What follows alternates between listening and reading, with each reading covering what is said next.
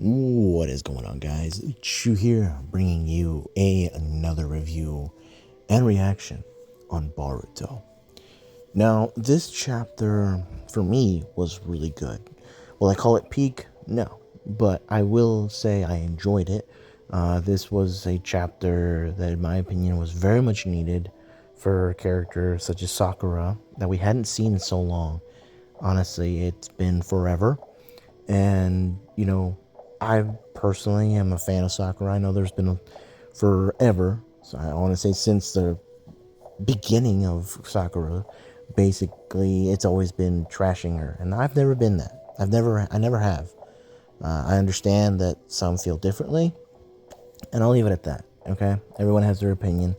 This video isn't going to be about her per se, but she has a good portion to do in this chapter. So, without further ado, though, let's get into it. So, first and foremost, the battle is over. Mamushi has been defeated, and everyone is just kind of recollecting themselves. And that's something that I think was really good.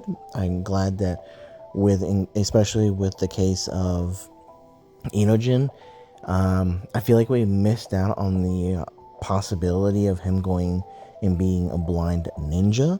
That would have been a very fun thing to see, but it didn't happen.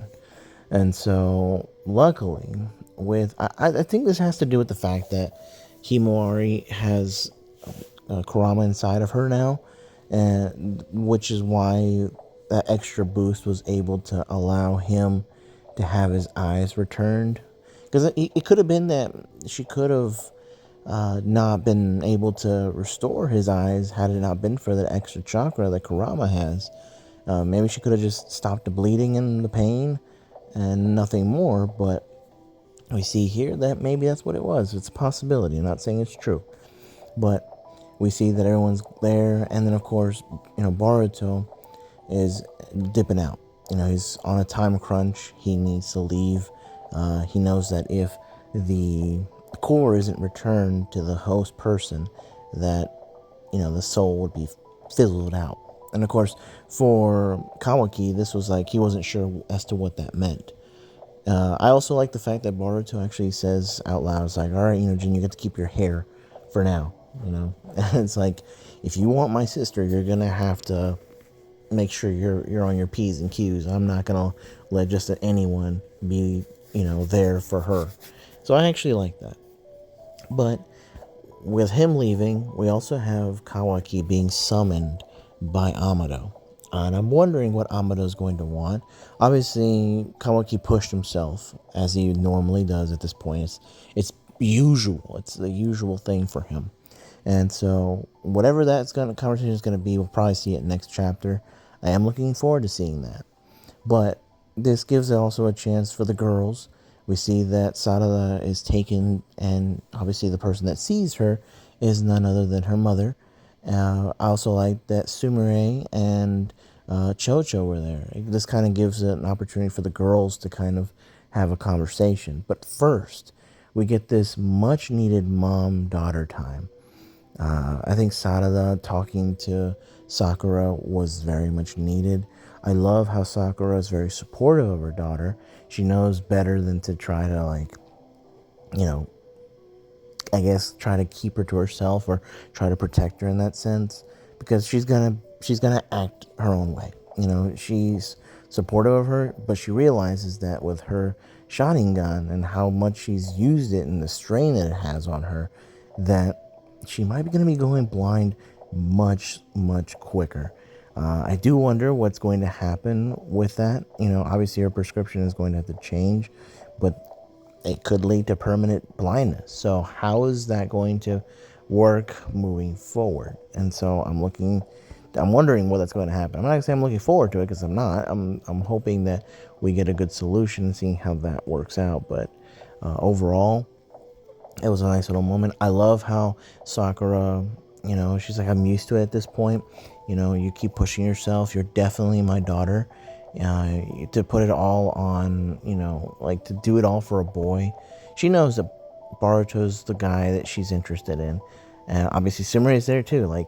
She's listening in on it. And I feel bad for Sumire to an extent, because, with her family, it Konoha did not treat her well. Let's put it that way. So it's kind of a rough thing to see. But I do love Sakura, talking to her daughter, being supportive, and doing her chanaro, which we hadn't seen in like forever. Her inner monologue, that she always had. I respect that, and I'm glad that she had it. And when she was by herself, we saw her tearing up. But Sakura's a strong woman. She's a strong person. She's withstand so much. Her friend and her husband, they're not there, and she's kind of alone. She has been for quite some time. So I feel for them, and I'm hoping that sooner rather than later we get Sasuke and them to return.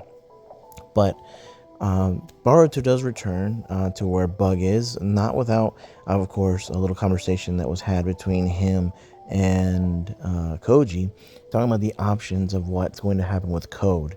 And we saw Code a little bit in the last chapter, and sure enough, he does show up in this one. We actually see him trying to fight Boruto, and that was kind of a blow, like unnecessary. Like he was there and he ran away. However, now with the core, it was too late. He arrives and Bug actually fizzles out, which is a bit sad. But at the same time, not really, because Bug was not a good person. And so, you can only really just be disappointed, but so much. But this was a lesson as to what could possibly happen. Well, what is going to happen, excuse me, to someone whose core isn't returned in time. So now Boruto realizes that he is on a time crunch to try to get Sasuke back and maybe even others. So we'll see. But that was a fun chapter. I'm looking forward to what's going to happen moving forward. And as always, though, stay safe, and I'll catch you all later.